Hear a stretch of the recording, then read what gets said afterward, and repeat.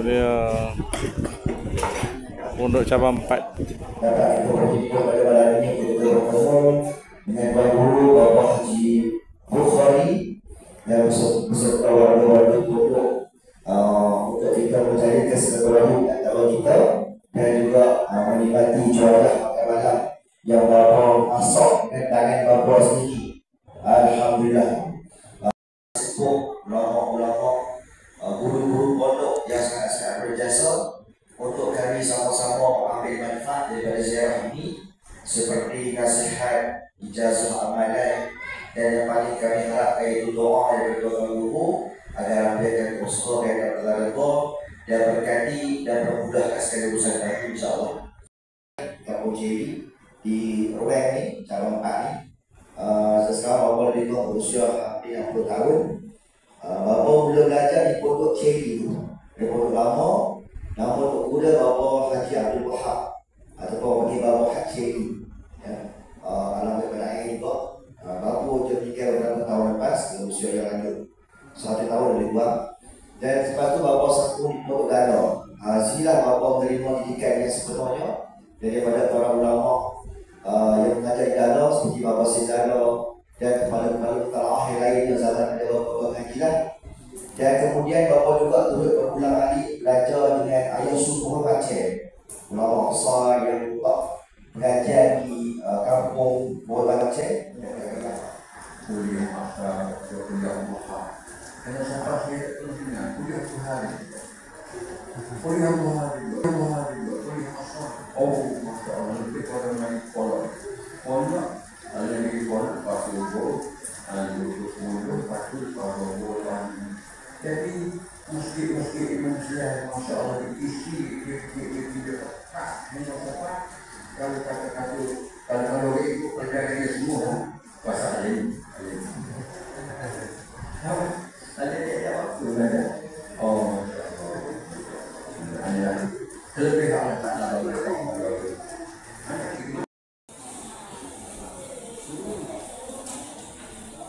Okey. Pukul 10 kita baru check in Ramah Hotel. Yalah Ramah Hotel. Sekarang nak tunggu pagi kunci.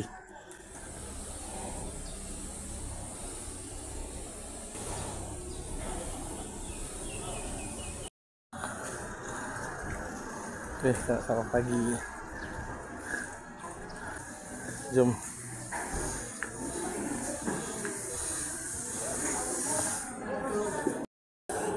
Pagi-pagi kita makan nasi ayam. Okey, terima kasih. Pagi-pagi kita makan nasi ayam di Front Coffee and Roti. Kali kedua datang ni. Ilahi lastu lil firdausi ala wala aqwa ala naril jahim. Allah fahab li taubata waghfir dhunubi fa innaka ghafiru dhambil azim.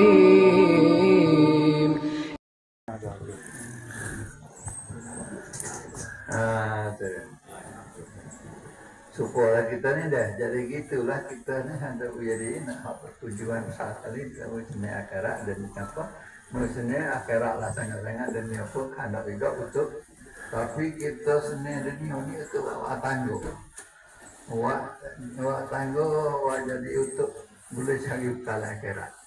Kalau kita jadi dunia ni awak jadi sembahyang Mekah daripada awak ibadat alih tu sakit terkijau lah tu. Dunia jangan cari lagi tu. Dunia tu pak tangguh. Pak tolongnya, pak jadi tolongnya ambil dunia, pak tolongnya untuk akhirat. Jangan kita dunia ni apa? Kita main dunia saja. Kalau ingat ada kau kita bahwa nal khosir. Masa ada rugi, masa ada agak masuk. Kita tersilap tu ada. Abang tu duduk lain tak jago. Itulah.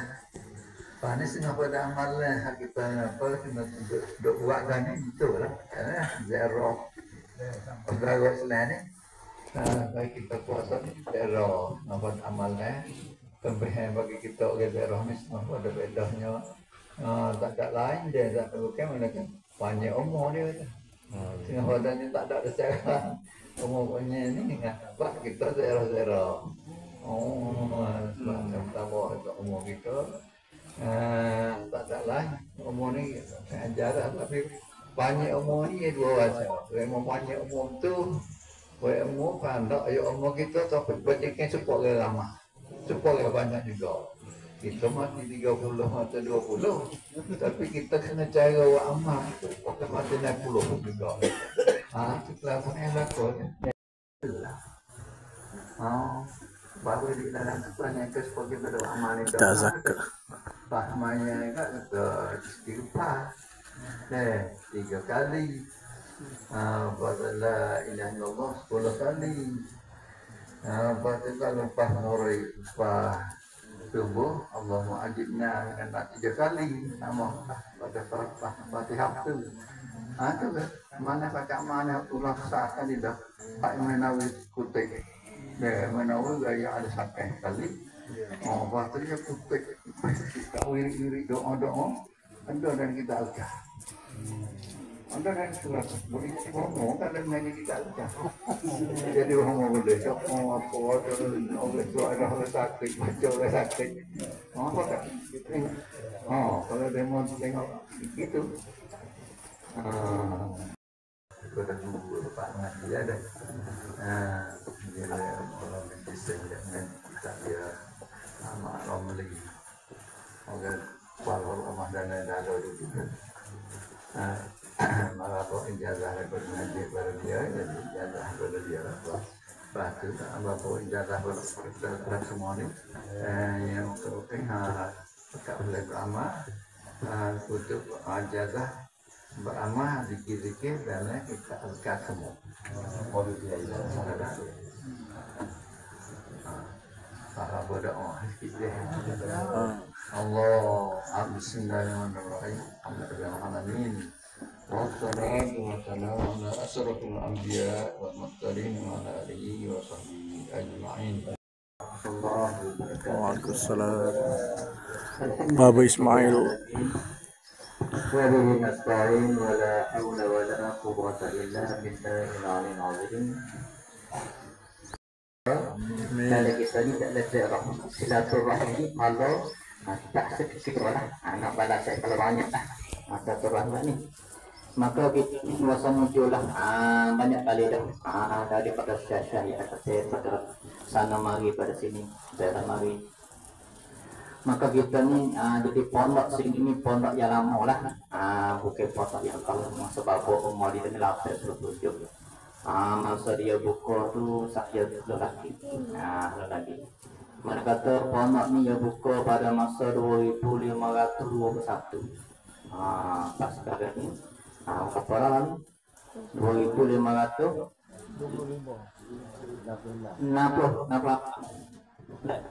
mana katanya 70 Pak Sia. Pak Sia tu ya. Pak Sia. Kalau siang bukan siang tak ingat. Kalau anu.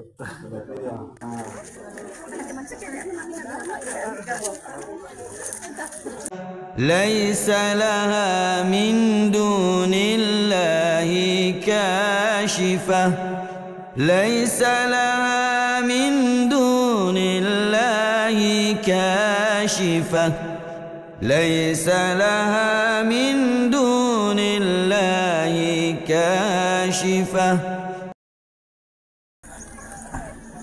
Okey, kita lagi masjid. Orang kampung Teluk Manik.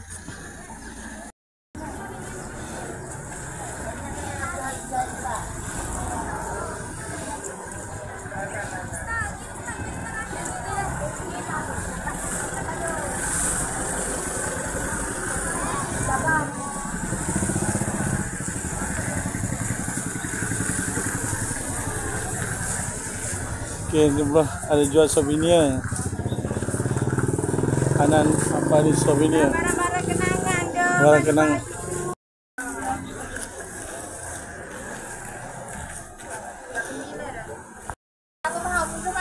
Ini Masjid Wadi Al Husin, Masjid Kampung Teluk Manuk. Masjid Wan Husin Teluk Manuk. Berusia 400 tahun katanya. Jom kita masuk. Allahumma aftah li abwaaba rahmatik. Ya.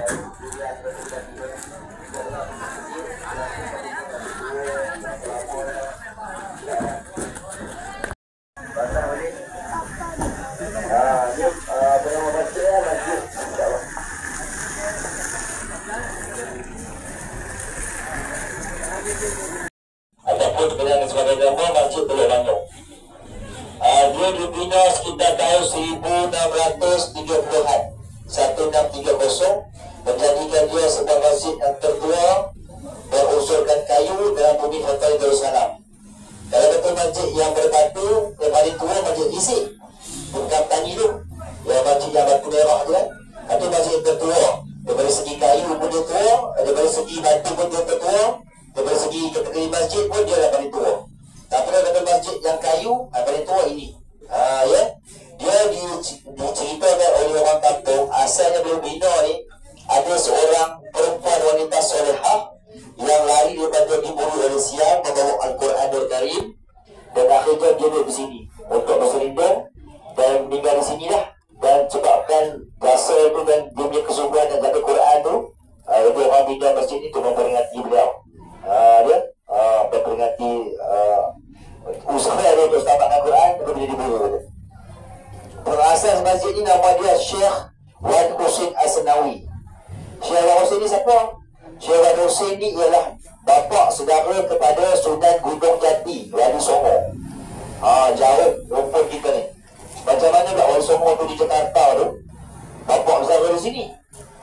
Semua ni titih kepada Syekh Jabadil Kubra, ulama besar yang menjadi pendiri ataupun pengasas marga-marga Wali Songo tu, dan juga marga ulama dan umara dalam bumi Kelantan dan Kedah, serta tempat lain seperti Japa, petani. Jadi titik tu ramai lah. Ada Syekh Ali Nurul Alam, ada Syekh Ibrahim Asmoro, ada apa nama ni, Syed Ali pun ada juga. Jadi semua-semua tu melahirkan zurat-zurat yang orang alim soleh. Dan zahirlah Syekh Wan Husin di sini. Syekh Wan Husin ni merupakan ulama di kawasan Artiak ni, dan juga merupakan pengasas masjid dan menjadi pengasas ataupun guru agama yang mendirikan pondok yang paling awal di Naratiwat. Di sinilah tempat dia mendirikan pondok. Kubur Syekh Wan Husin dalam kampung. Dia pergi ni, benda kereta boleh lah. Kalau kampung jauh sekali, sampai naik bas, dia naik tutup, tak lepas naik bas ataupun van. Dia makin kecil dalam simpang-simpang tu. Syekh Husin tu lah kubur dia. Dia lah yang mengasaskan masjid ni. Masjid ni terkenal sebab apa? Sebab keunikan binaan dia tu memang segi lama, dan kemudian dia tak menggunakan paku. Dia 100% dibuat tu menggunakan sistem tanggam dan lekat. Buat tanggam lekat ataupun dia pasak-pasak kan. Paku yang kita nampak sekarang ni datang kemudian, bukan dulu. Asal masjid ni depan sekali, bukan yang sini, bukan yang tangga ni. Mula-mula tapak asal masjid bina depan sekali, tempat awal sembahyang, lepas pada pintu bulat tu, ya. Dan dulu ni ada tangga. Daripada pintu kiri tu, tangga tu pun ke sungai tu.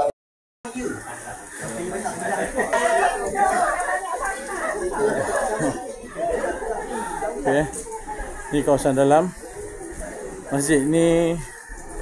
Dia buat baru dah ni. Yang aslinya depan tu. Kita tengok. Yang ni asli Ni kiraan 300 tahun, 400 tahun dah kiraan dia, 400 tahun. Tengok.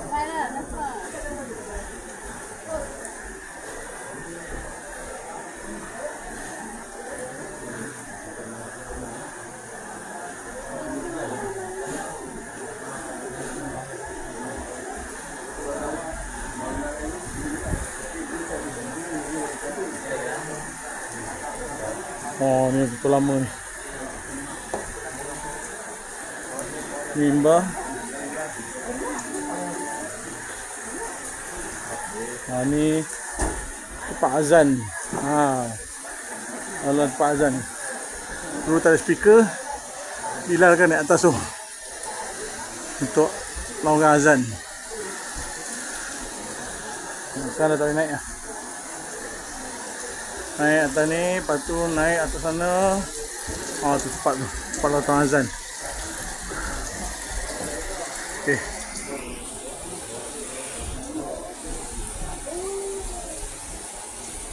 Okey, tu tempat laungan azan dulu-dulu masa zaman tak ada speaker.